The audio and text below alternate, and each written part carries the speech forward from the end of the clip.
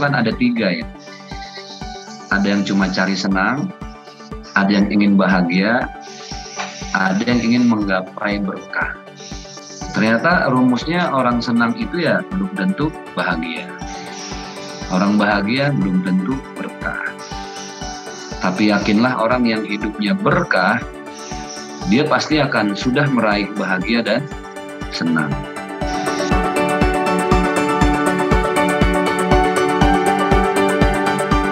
Bahagia itu ukurannya bukan dunia. Bahagia itu adalah ukurannya hati. Hati yang bagaimana? Hati yang selalu ingat dengan penciptanya.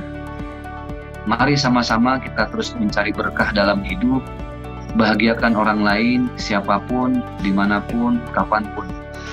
Muslim sejati itu ketika dia mengajak kebaikan, dia ajak kebaikan juga dengan kebaikan. Banyak-banyaklah berbagi.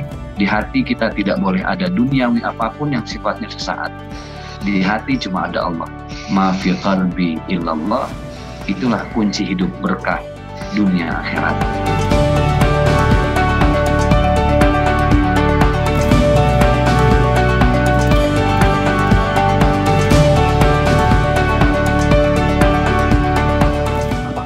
Yang pertama yang saya lihat adalah upaya kita, baik para pelaku industri, maupun misalnya regulator, maupun masyarakat tokoh-tokohnya, itu mulai semakin meningkatkan aktivitas untuk mengkomunikasikan prinsip syariah ini, termasuk di lembaga keuangan, kepada masyarakat secara umum.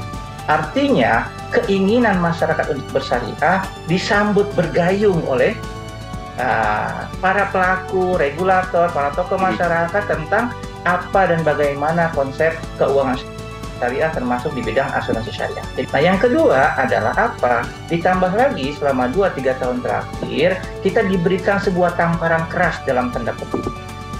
Ada pandemi, tapi ketika kita mendapatkan pandemi, kita justru mendapatkan limpahan rahmat di balik musibah itu. Ketika di masa pandemi, kita melihat bahwa banyak orang yang di PHK, minimal dipotong lah gajinya, kan gitu ya. Kemudian orang yang kena musibah, kena penyakit itu harus isoman. Nah, kalau misalnya dia tidak isoman, maka mudarat yang akan muncul karena akan menimbulkan penyakit di kalangan yang lain, kan gitu ya. Sehingga mau tidak mau kita terpacu untuk apa? Memberikan bantuan, kan gitu.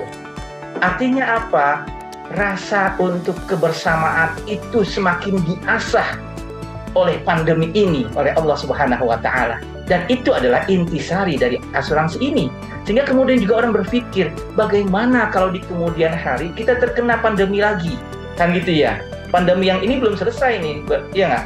Nah, tapi kita udah terbiasa dengan pandemi ini lama-kelamaan, ya nggak? Tapi tidak tertutup kemungkinan akan datang pandemi-pandemi berikutnya yang kita nggak tahu, kan gitu. Kan harus ada diantisipasi. Nah, diantisipasinya bagaimana? Yaitu antara lain dengan cara mempersiapkan sebagian harta kita, mempersiapkan ekonomi kita untuk menghadapi masa-masa di masa yang akan datang.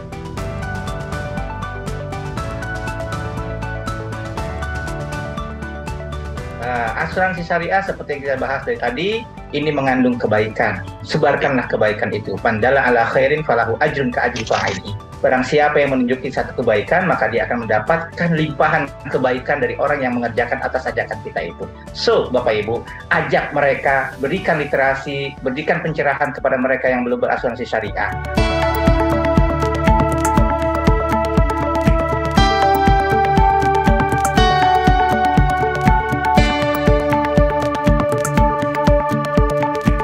Sebetulnya prinsip utama dalam asuransi syariah itu adalah tolong menolong. Dan konsep tolong menolong dalam asuransi syariah itu diwujudkan dengan adanya akad tabaruk. Jadi selalu ada tuh kalau beli asuransi dan polis asuransi syariah itu di dalam polisnya akan ada akad tabaruk. Nah, akad tabaruk itu apa sih? Jadi akad tabaruk itu adalah akad atau perjanjian di mana seseorang melakukan hibah untuk tujuan kebajikan dan tolong menolong. Dan di dalamnya tidak boleh ada unsur komersil kalau tabaruk ya. Sehingga apabila ada peserta asuransi yang mengalami musibah, maka perusahaan asuransi syariah sebagai operator ini akan menyalurkan dana kepada peserta yang terkena musibah yang diambil dari dana Tabaru tersebut. Jadi semua peserta yang ikut dalam asuransi itu ikut membantu peserta yang terkena musibah. Saya selalu bilang dana Tabaru ini dana kebaikan gitu. Kenapa? Karena seorang peserta itu bisa membantu peserta lain yang terkena musibah. Dan dia pun juga akan terbantu gitu loh, kalau dia terkena musibah.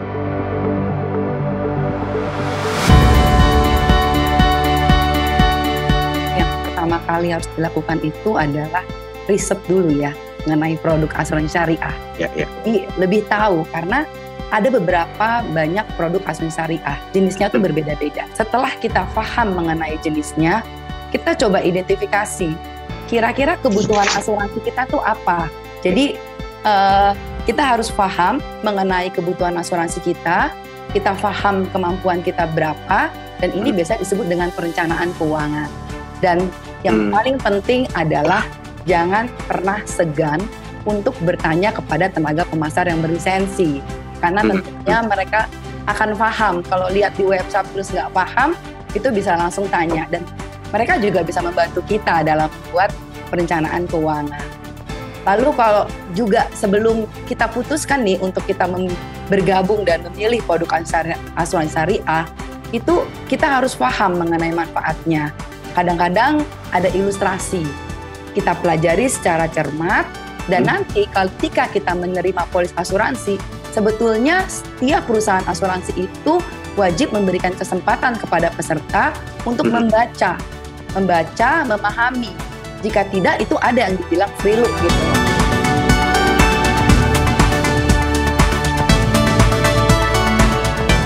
Jadi satu nilai dalam asuransi syariah itu adalah universal untuk siapa aja.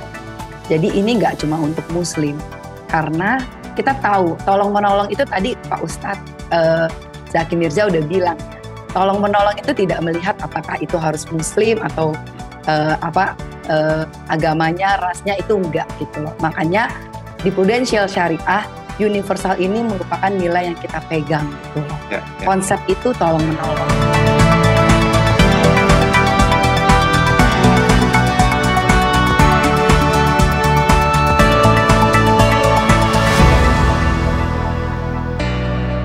Upaya kami dalam meningkatkan literasi dan inklusi syariah gitu ya Pak Daryl ya.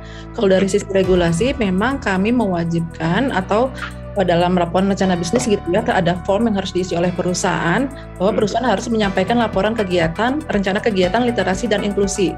Jadi dengan kita mewajibkan perusahaan untuk mengisi laporan kegiatan literasi dan inklusi, diharapkan perusahaan asuransi syariah itu juga terdorong untuk melakukan kegiatan literasi dan inklusi.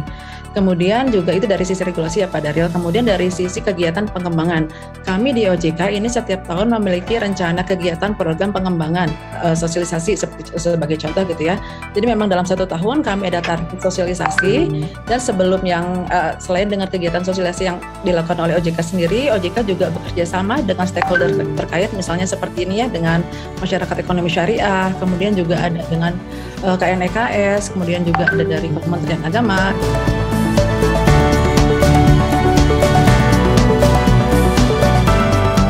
Jangan takut untuk ikut berasuransi syariah, kenali kebutuhannya, dan pastikan bahwa produk yang kita butuh perusahaannya sudah terdaftar di OJK, dan produknya juga telah memperoleh izin dari OJK, sehingga timbul rasa aman ketika kita memiliki produk tersebut.